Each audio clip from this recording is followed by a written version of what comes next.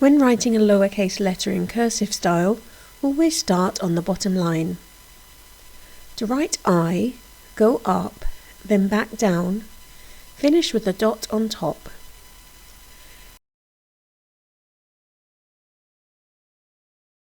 Let's see how this looks in a word.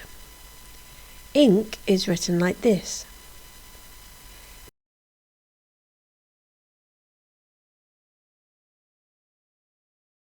Pin is written like this.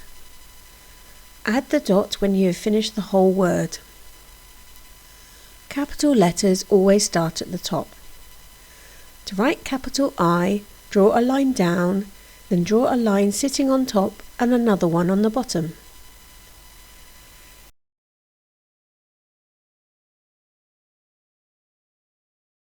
The word ink with a capital I is written like this.